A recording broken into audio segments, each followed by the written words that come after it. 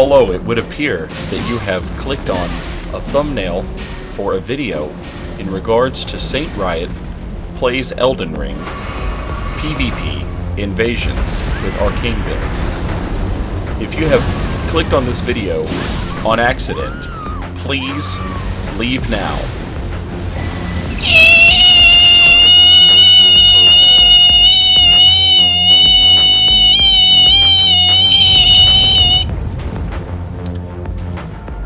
Everybody runs Arcane builds, and they all focus on bleed. And why not? Why shouldn't they? It's easy, and it does a lot of damage.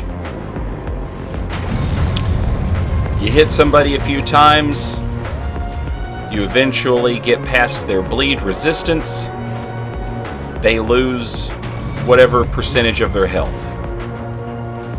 On top of the damage you were doing by hitting your opponent. So a lot of times you'll bleed them out and they'll just die. They'll just effing die. I like Arcane builds. I think they're fun. I like to play them a little differently than other people. My way is more difficult. My way is worse.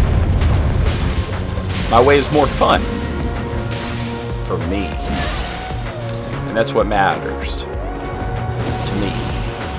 So this build I'm using right here, we're going to use Bloodflame Talons, and it's going to true combo into Eocade's Dancing Blade. So I like to use Dragon Claw. Does a lot of damage. You can chain cast it.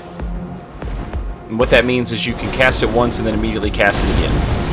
Or you can drop out of that second cast and choose not to do that, and instead cast a different spell for the mix-up.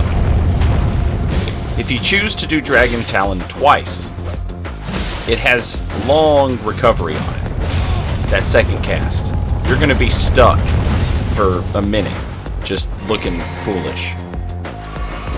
So if your opponent is not dead or running away to heal, they can absolutely take advantage of the fact that you're just kind of stuck in that situation.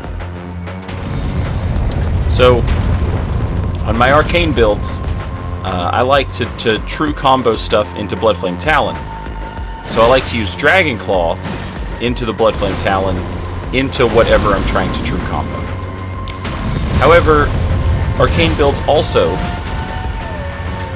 help proc poison quickly. You can proc poison very quickly with an Arcane build. And poison just does damage over time after you hit your opponent with a poisoned source enough times to exceed their poison resistance. And I like that. I like using poison. It does the damage over the time. It's very nice. And very recently made a video talking about Poison Moth Flight, which is an Ash of War that you can use that removes poison from the opponent that it hits, but also does a big amount of flat damage. And I was doing it with a strength build, and I was doing it with a dex build, both of them using strength and dex weapons respectively that had good scaling even when poison infused. And then the Ash of War was Poison Moth Flight. So poison infused Poison Moth Flight weapon. Now I'm doing it with an Arcane build, and I am using an occult infused weapon in some of these instances, which means the damage is going to be better on the weapon, but the damage will not proc poison. I have to find another way to proc poison. So we're using the Serpent Bow, the Serpent Arrow, 2 arrows tops, and we're good. And then the Bloodflame Talon into the Poison Moth Flight. A lot of damage. Very good. The only problem with this is it's more work to proc poison this way. It's more work. It's easier to just have a poison-infused weapon and hit somebody a few times, and then use Poison Moth Flight. It's not going to do as much damage, but, you know, it's not so bad because it's more efficient. It's easier to proc the poison. There's less stuff you have to manage. And a lot of times, it doesn't matter how much damage you do because your opponent is going to die regardless. So at what point are you maximizing damage that is never going to matter? What's the difference between, 1500 damage and 1800 damage? Well, it's 300, yeah, but practically, in regards to what it's like in practice, not in theory, what's the difference? The opponent's dead either way. And so I went back to using poison infused. But what's nice about an arcane build is I don't have to use, like for example, on the strength build, I had to use the broadsword to get respectable damage because the broadsword is such a strength weapon. On the dex build, I was able to use the noble slender sword. On the arcane build, I can use whatever the hell I want. So I've chosen to use the Lord Sworn Straightsword on the arcane build, and it's a little more, it's a little longer than the broadsword, a little shorter than the noble slender sword, but it does more damage than the noble slender sword, but not as much damage as the broadsword. So it's a nice middle ground. I like it. It's also just a classy looking weapon, and you like your weapons to look classy. At least I do. Maybe you do as well. Maybe it's something you don't even think about. Don't make me make the noise again, because you've tuned into SaintRiot.com. And if you've done so on accident, I'll make that noise again. So, Blood Boon, typically this talisman slot is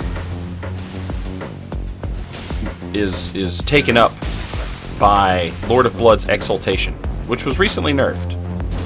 But now it's been removed. No more Lord of Blood Exaltation, and instead we have Kindred of Rot Exaltation. So we do more damage if someone's poisoned, not if they're bleeding. But the build is still capable of, bleeding people out. Blood Boon, Blood Flame Talon, and the Blood Swarm of Flies, whatever the hell that thing's called. You'll see in a moment, because I'll use it. It might just be called Swarm of Flies or something like that. But, yeah. So we still got all this bleed stuff on the build, but we are more focused on poison at the moment. So it's kind of nice that we're fighting in this poison swamp, right? It basically means we can just hit anybody we want with poison moth flight, and they're probably poisoned. But what if they're not poisoned and you hit them with poison moth flight? What then? Well, then they become poisoned. Just instantly. Swarm of flies. I was right. Unless I was wrong. I don't remember what I said. So, for example, this player. Not poisoned. Now they're poisoned. On top of that, we're wearing Millicent's Prosthesis.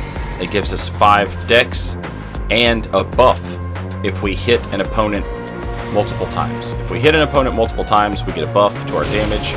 If our opponent is poisoned, we get a buff to our damage. A couple different places that we're getting buffs to our damage on this build, which is nice. You can see those buffs pop off, proc, as I say, over the course of all these fights. There's the poison buff. It has a nice green splat to it.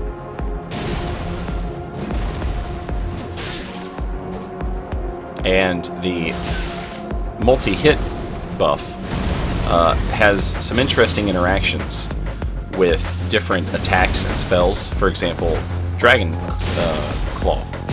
Dragon Claw will proc Millicent's Prosthesis on a single hit. A lot of big attacks will do that. You can see here that the Kindred of Rot's Exaltation has worn off, despite the fact that my opponent is still poisoned. But now we have the Millicent's Prosthesis buff, so we're kind of always buffed up on this build, which is nice. Because this build is not doing, bukus of damage, but we do want it to be good. Now, Dragon Claw will do said buku of damage, regardless of anything. If we have those buffs actives, it's just absolutely fatal. If we don't have those buffs actives, it still does a whole lot of damage. Enough damage to basically make a player freak out and make mistakes and then die. Because they can't heal. Because the straight sword is too fast. Unless they have poise, in which case you're going to press heavy attack. I've been over this. If you'd like to know more, feel free to click on the little picture of my username, and you can go through my videos, and you can see me talk about it at some point. If it exists in Elden Ring, and it has intrigued or interested me in some way, I have probably made a video about it. But yeah, love this. A lot of fun. Honestly, I was a little surprised that Poison Moth Flight didn't do more damage with this Arcane build. But it is so nice to just constantly have people poisoned with this build. It's very hard to not be poisoned when you're fighting a build, an Arcane build, that is, you know, trying very hard to poison you. One headshot with a serpent bow, serpent arrow, that's automatic poison. 2 regular arrows, that's pretty much always going to poison somebody. And then mighty shot with the serpent bow with a serpent arrow. That's almost always an automatic poison proc every time, which is nice. And the other nice thing about it, running on an Arcane build, is we're talking 2-3 attacks with the straight sword to proc poison. And then, again, Poison Moth Flight is like an automatic instant poison type situation. And that's nice.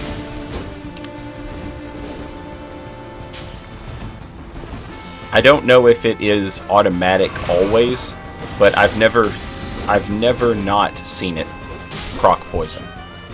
At some point, a player might have enough resistance to be able to, you know, take one Poison Moth Flight without being poisoned. But if that is possible, I have not seen it. But there's a lot of ways to stack poison resistance in this game. But I feel like it would be sort of wasted to do that. Here, our opponent has cured their poison and now is immediately poisoned again. Now they're unpoisoned, but it's on my terms. I'm the one who chooses when you're not poisoned no more. If you guys stick around in this video, I'll show you a save editor, aka a cheater, a little later on, which is always fun. A long time ago, before Elden Ring, if people would talk about whether or not Dark Souls games should have crossplay, and people would say, well, I shouldn't have to play with PC players if I don't want to. But what's funny now is that there are more cheaters on PlayStation than there are on PC. Because PC will stop you from taking a cheated character online. PlayStation will not. Now, the PlayStation will eventually, you know, delete that account that has the save edited thing on it. I'm pretty sure. I say that because I've invaded cheaters a lot, and I block them, and some of them I remember their name. There was this one guy I used to invade all the time in Farah, Missoula. His PSN, his PlayStation Network name was like Hunter of Invaders or something like that. And I go through my list of people that I've blocked on PlayStation fairly regularly, And sometimes I'll block people who are just kind of annoying me in the moment, but not necessarily forever annoying. A lot of times when I'm streaming, people will stream snipe. And if you want to take, if you want to get one stream snipe in, like, that's fine. I don't mind. But 2, 3, whatever, it starts to get excessive, and you're basically holding my entire stream hostage, and so I'll just block that person, and then I'll unblock them later. While I'm unblocking people, I'll go through and I'll look at some of the people that I remembered were cheaters. And, for example, that Hunter of Invader guy, he had 2 separate PSNs. Both were very similar. Both accounts were cheated, had a cheated character, a save-edited character. A save editor is just, literally, you edit the save file. So you're able to go in and make changes to the numbers on a build in a way that the game typically wouldn't allow. I think the most hit points you can have in this game is somewhere in the neighborhood of like 2,000. A save editor might have like 50,000, right? Which is why it looks like you're not doing any damage to them when you hit them. You are doing damage to them, but you have not reached a threshold of where the game knows how to show damage, because they have more hit points than the game knows how to show. If that makes sense. If it doesn't make sense, rewind it, play it back, and listen carefully until it does make sense, because I don't know how to say it any clearer.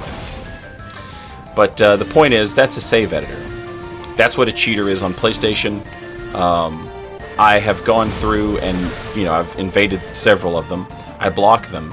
And then later on, I get curious and I'll check and see if their account still exists. And they do not. Their accounts do get deleted. I'm assuming by PlayStation. It's probably a ban wave the same way that, like, Dark Souls 3 had a ban wave. I think it was on Tuesdays. Every Tuesday they would ban accounts that had save data that didn't line up with what should have been the data. I don't know how else to say that. I don't know how to say that in a more clear fashion, but there probably is a way to say it. Anyway, the point is, people used to say I shouldn't have to do crossplay with PC players if they do crossplay. I should be able to opt out of it. And I just think it's funny that now, if you were to do that, the conversation would be, I shouldn't have to play with PlayStation players with crossplay. Some people say that the crossplay thing is just a dream, that it'll never happen. I've heard people say that PlayStation doesn't want it. But with Street Fighter 6 having crossplay now, I think we're at a point where it's going to become more normal for games to have crossplay than it will for games to not have crossplay. I think we're at that point now. I don't know about these other fighting games coming out, Mortal Kombat and Tekken. They might have crossplay, I'm unsure. Since I'm a professional, I just went ahead and looked it up, and it appears that Tekken 8 does have crossplay. Mortal Kombat 1, it doesn't say whether or not it does. But the last Mortal Kombat did not have it. And they're not saying whether or not this one will, so I'm unsure. But yeah, Street Fighter's got it, Tekken 8's got it. I think we're getting to a point where it's going to be more normal for games to have it than to not have it. So I think at some point it's reasonable to assume that we could get crossplay with these games. Maybe not ever in Elden Ring's life cycle, but maybe in like Elden Ring 2 or something. And anytime I talk about Elden Ring 2, people say, is Elden Ring 2 confirmed? And the answer to that is no, not by anyone important. However, it is confirmed by the fact that it's the best-selling game that this company has ever made by an insane margin. And they will absolutely make a sequel to this game. And then people will say, but Miyazaki doesn't like making sequels. And I will remind you that Miyazaki said he did not like making sequels to a game that was never intended to have a sequel, Dark Souls. I don't think he has a problem with making sequels to games that are left open-ended in a way. And Elden Ring is left much more open-ended than Dark Souls 1 was.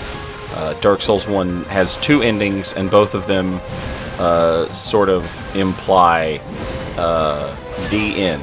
The end, the end.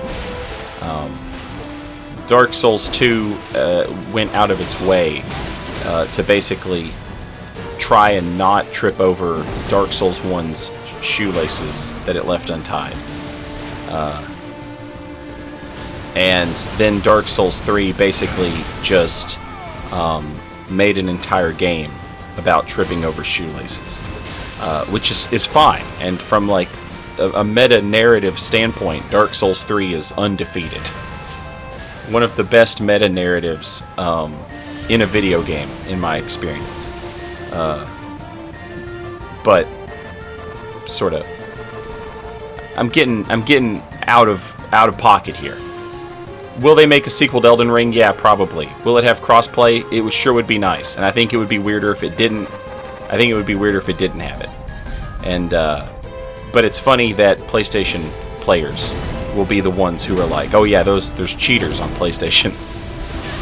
Look at this. Airtime. Hang time. Hang time. Combos. Hang time combos. Where on earth will you ever see that? Nowhere. The Michael Jordan of Poison Moth Flight.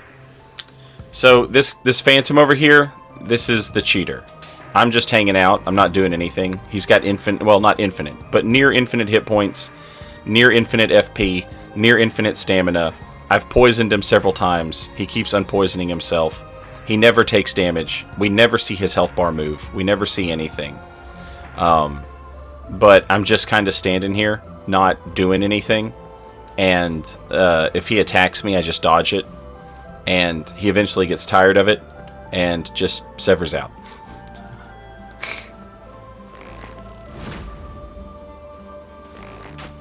For some reason, that guy is dropping him stuff. Couldn't tell you why.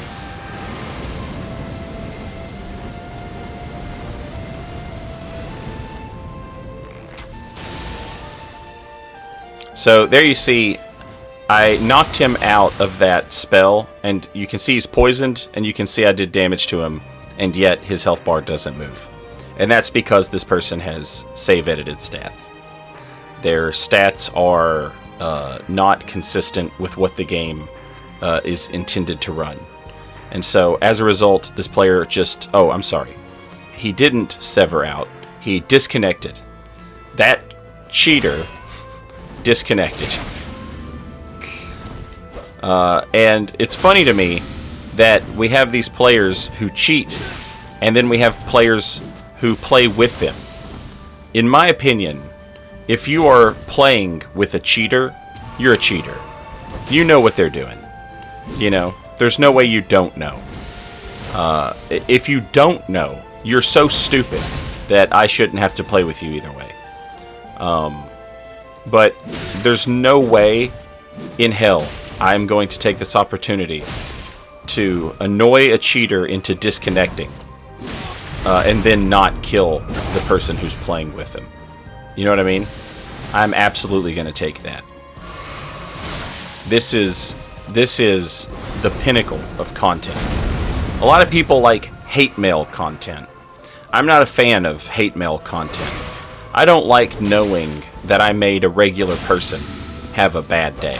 I would go so far as to say I didn't make them have a bad day. They were having a bad day, and then I did something, and they could yell at me.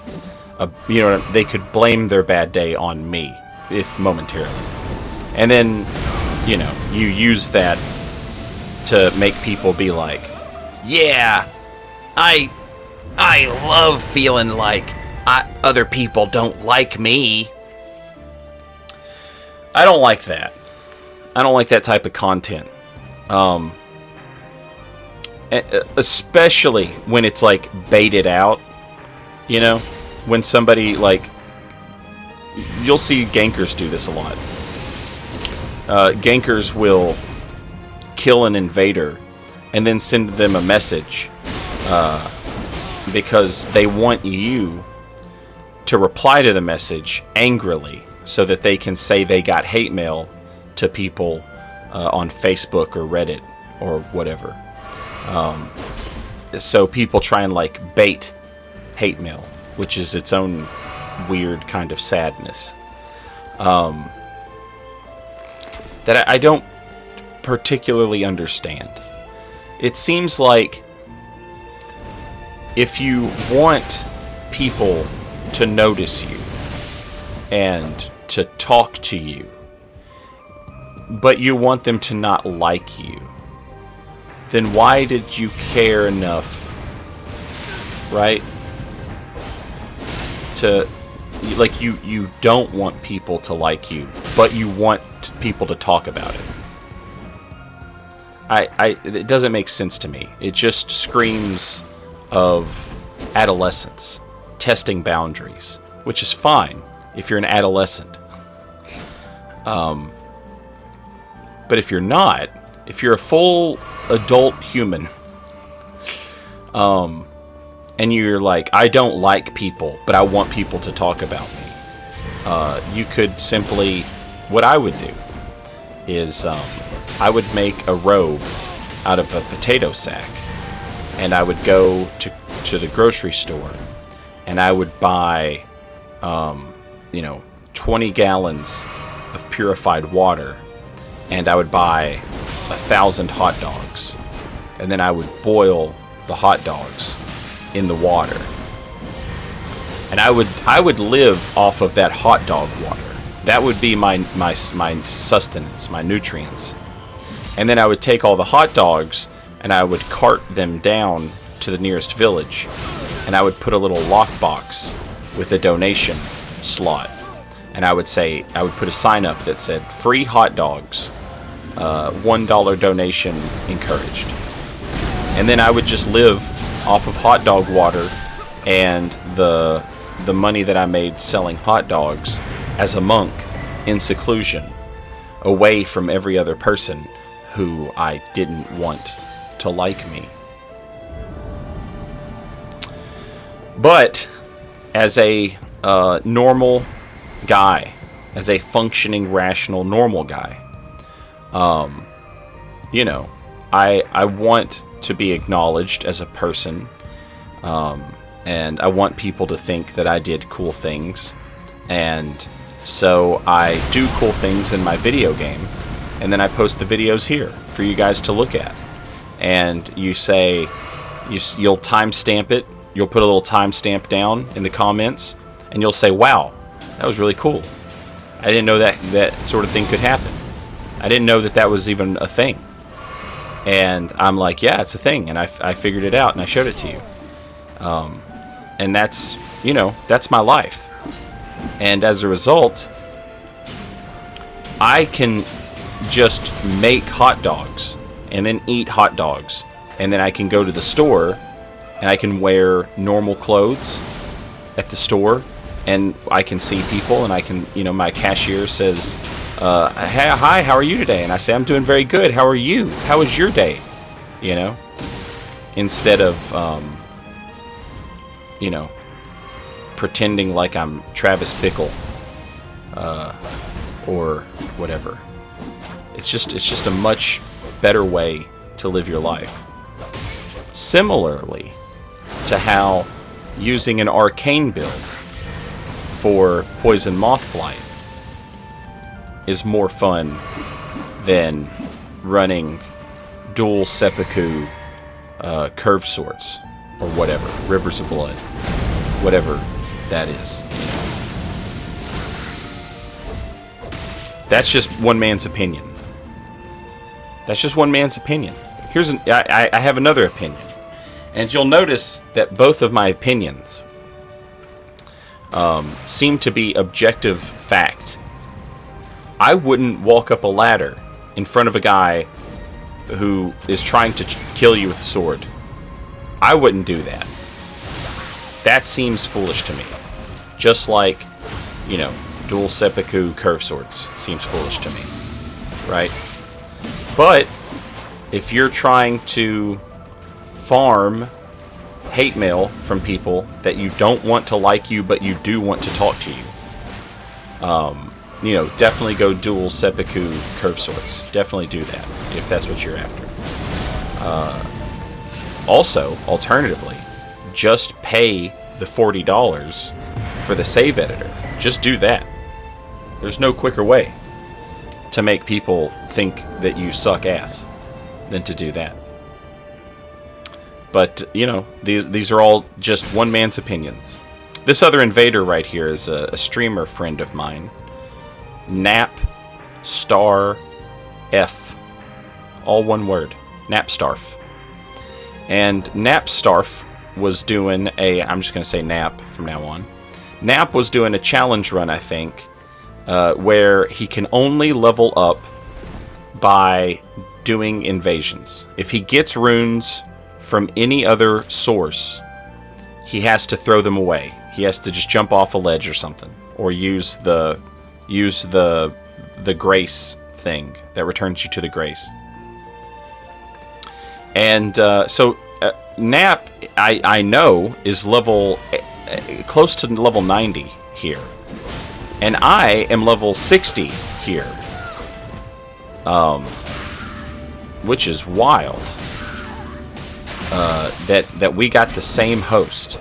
The host ends up being like level 90, which should be like, I mean, the very max edge of my invasion range. Poison Moth Flight into Black Flame Tornado. Look at that. How nice was that? GG's. Good game. Pretty good stuff. Anyway, I'll have another video of this featuring DJ Khalid. Thanks for watching. I'll see you next time. Later, y'all.